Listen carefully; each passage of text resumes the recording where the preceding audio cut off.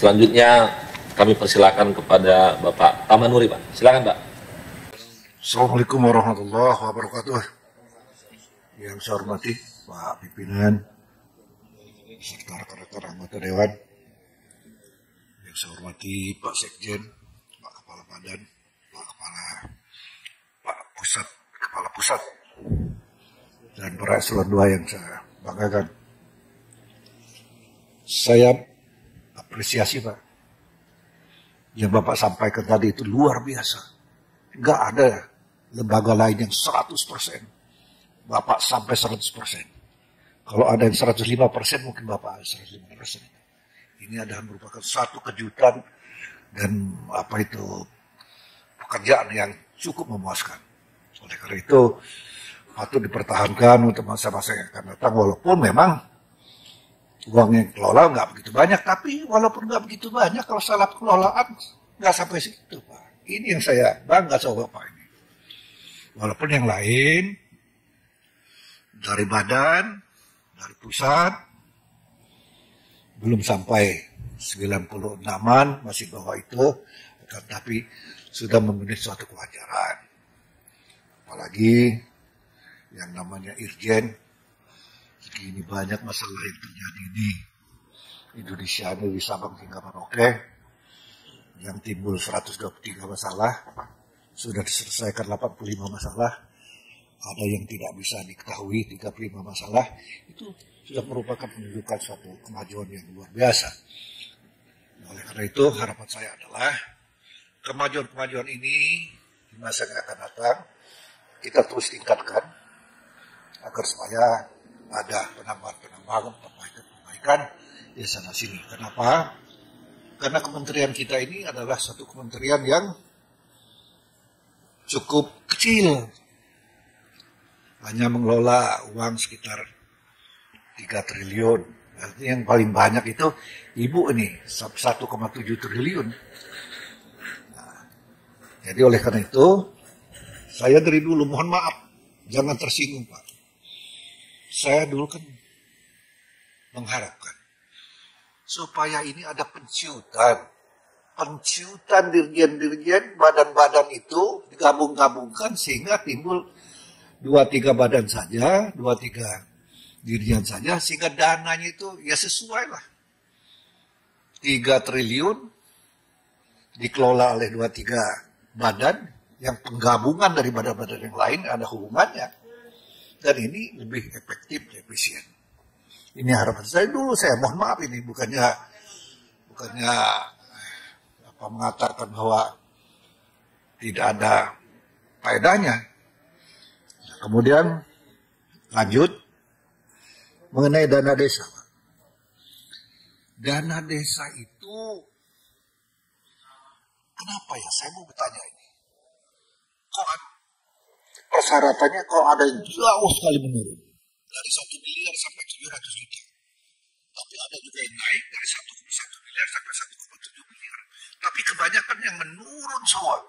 789 ratus juta.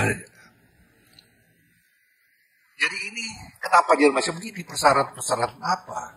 Harapan saya adalah seperti dulu, seperti awal pertama 2016, 2017, 18, 19, kita pertahankan hal itu. Kalau ini satu desa hanya mengelola 700 juta, apa yang mereka bisa lakukan dengan banyaknya program yang harus dilaksanakan?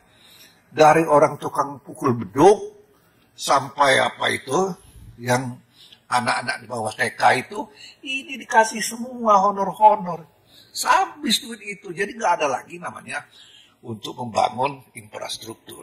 Alhamdulillah syukur. Ada program-program aspirasi Komisi 5 dari Menteri Perhubungan, dari Menteri PUPR, dari Menteri Bapak sendiri juga.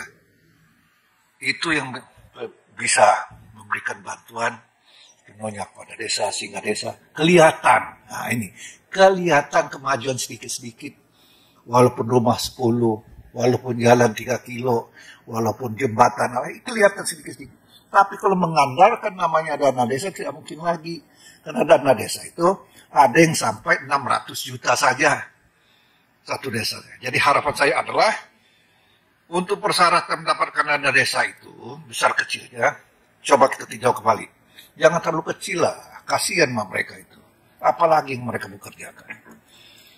Kemudian bagi desa-desa yang belum punya kantor desa, bagi desa-desa yang belum ada balai desa, ini dialokasikan dana lain, jangan masukkan dana desa, dana lain dari pusat ini dialokasikan ke dirjen manalah. Jadi desa-desa yang betul-betul tidak ada balai desanya, tidak ada kantor desanya, memang ini terbukti. Ini diprioritaskan untuk dapat dibantu. Bukan seluruhnya, tentu kita cari skala prioritas. Sehingga nanti secara bertahap bisa kita bangun. Waalaikumsalam. Kemudian Selanjutnya Pak Sahrul, silakan Pak. Yang terakhir nanti Pak Robert ya, dari pimpinan. Baik, terima kasih pimpinan. Pimpinan dan anggota Komisi 5 yang saya hormati, Pak Sekjen dan Bapak Ibu Dirjen yang saya hormati, serta seluruh pegawai di Kementerian Desa. Pertama, saya menyinggung tentang regulasi penggunaan dana desa untuk tahun 2023. Sama kasusnya terjadi pada tahun-tahun sebelumnya. Bahwasanya selalu saja ada persentase. Kenapa tidak membuat regulasi itu berdasarkan pada kriteria dan kebutuhan? Kita tahu bahwasanya desa di Indonesia ini yang lebih dari 74.000 itu karakternya beda-beda. Desa A dengan desa B berbeda. Desa di Sumatera, desa di Jawa berbeda. Tetapi kenapa regulasinya selalu persentase? Misalnya ketika disebutkan BLT 10%. Nah, bisa saja ada desa yang tidak harus menggunakan dana desanya 10% untuk BLT. Karena saya pernah menemukan desa penduduknya itu hanya 120 orang. 120 orang. Dia dapat dana desa itu 600 sampai 700 juta karena wilayahnya memang sangat terpencil. Yang dibutuhkannya adalah infrastruktur. Yang dibutuhkannya adalah air minum, yang dibutuhkannya air bersih. Tetapi kalau dibuat minimal 10%. Nah ini kan kata-kata yang seolah-olah kita terlalu mengeneralkan desa yang begitu besar, luas di Indonesia ini. Ini perlu kita pikirkan lagi. Dan bingung nih, teman-teman kepala desa itu bingung. Awalnya keluar regulasi dari Kementerian Desa, terus keluar lagi dari Kementerian Keuangan. Nah ini mohon ke depan, pimpinan, ini catatan besar bagi kita, bahwasanya menjelang dikeluarkannya peraturan Menteri Desa, khususnya untuk penggunaan dana desa 2024 ke depan ini, mohon kita bawa dalam rapat.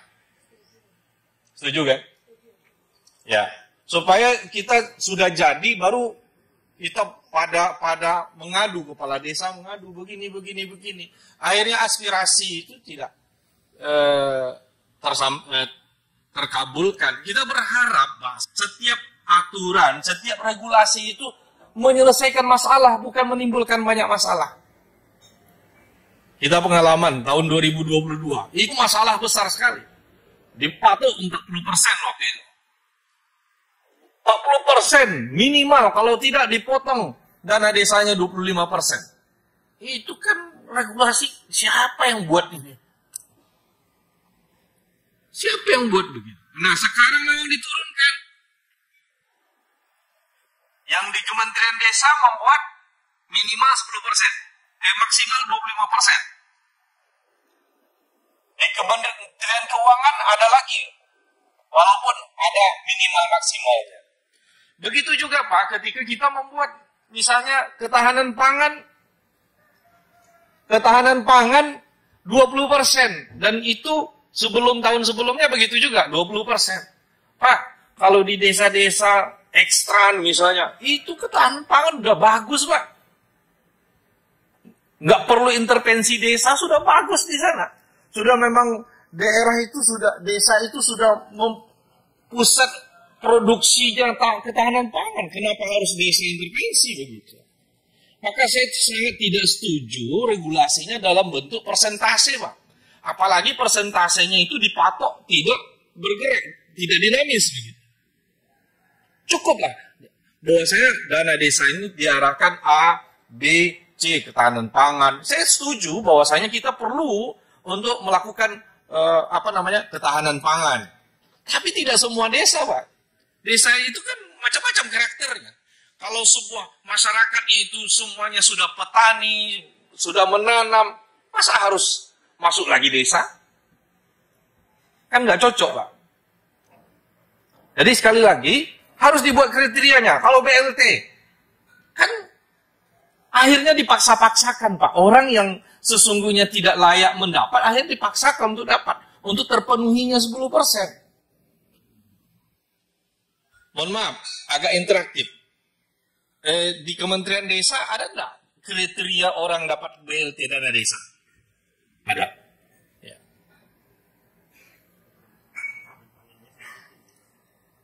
Iya, nggak ada Bang untuk BLT dana desa Kementerian Desa. Ada untuk PKH, untuk dari Kementerian Sosial ada lagi. Di luar itu harusnya kita. Nah, saya selalu menyampaikan, Pak, yang kita, ini kan penanganan kemiskinan ini ada dua. Ada miskin yang tak mampu bekerja, itu penanganannya memang BLT.